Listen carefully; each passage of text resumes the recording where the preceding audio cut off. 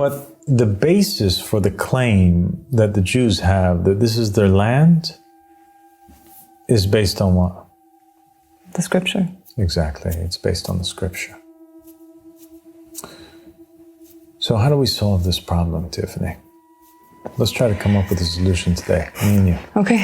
All right, let's I'm do ready. it. Are you ready? Yes. What should we do?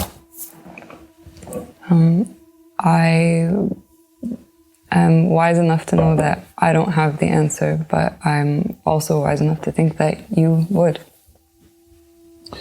Well, I do have a proposal. I think it would solve things. It would be the ultimate solution for peace in the Middle East. Okay. I propose that since the Jews are claiming that this is their land, and since they're claiming that it was originally given to them by God, and that every time they were exiled, God was upset with them, and that every time they were given back the land, God is happy with them. So they believe that they should stay there because God gave it to them, and God brought them back to the land, and God is enforcing their staying in the land today. Right? Yes, that's true.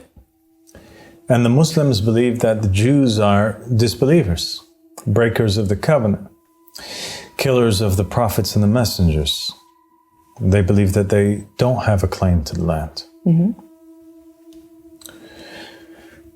I think that we should go back to the Holy Scriptures and let the Holy Scriptures be the judge in this type of situation. Okay. The Muslims, they have in the Quran a validation for the Torah. They believe in the Torah, and they believe also in the Hebrew prophets and messengers. And the Jews certainly believe in the Torah, and they believe in the Hebrew prophets and messengers. I can think of in the Torah of another incident that took place in the Jewish history, where the Bani Israel was going astray. Now, they had ruling over them an evil king who was a Jew, but he was a disbeliever. He had betrayed the God of the Jews, and he'd begun to install the worship of Baal. Do you know this story? King Ahab and Elijah. All right? So what takes place between them? Elijah, in the scripture, he pretty much goes one day to King Ahab and to the Israelites and the prophets of the temple of Baal. And he says, guys, for how long are you guys going to walk back and forth confused, unable to decide if it's this or if it's this, right? And he makes this amazing proposal, which solves everything. Elijah alayhi salam says, let's get 2 cows, okay? Yeah. And you bring the 450 prophets of Baal and let them pick whichever one of these 2 cows that they want. And we'll take the other one. And let them slaughter the cow. And let them lay the cow as an offering on wood. And we'll do the same. And whichever offering God accepts and consumes by fire, then He's with them. Mm. He's the right God. We'll worship that God. If fire consumes the cow that was sacrificed and offered by the prophets of Baal, then we're losers, we don't have God with us, and we'll all become followers of Baal. Okay, so it's like a mubahala. It's a mubahala. But if we win, then you guys got to follow our God. I think we should do the same today.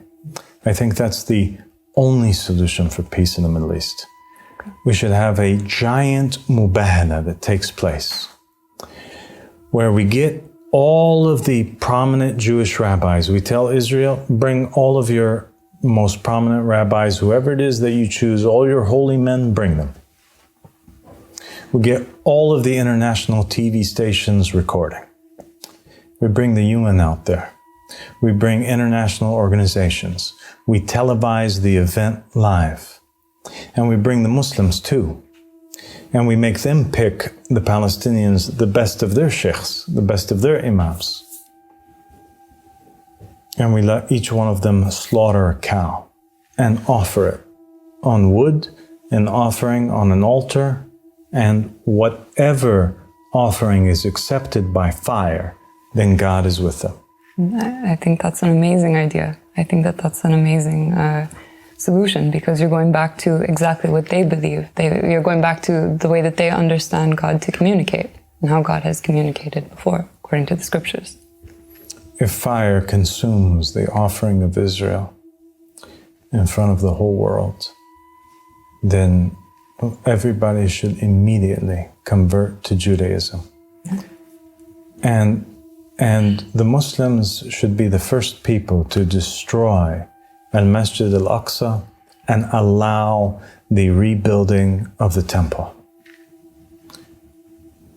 And if it's not, though, accepted, and the offering of the Muslims is accepted, well, then the Jews have to review themselves, and they have to immediately be ready to accept that God, their Hebrew God, the same God which they claim the Muslims are worshiping too, and that's why Jews allow themselves to pray in mosques, is not with them. And he just embarrassed them really bad, let them down really bad on international television in front of everybody. All the Israelis need to know that they're not on good terms with God. He didn't accept their offering. Clearly, he's not with them. And they have no basis for their claim anymore.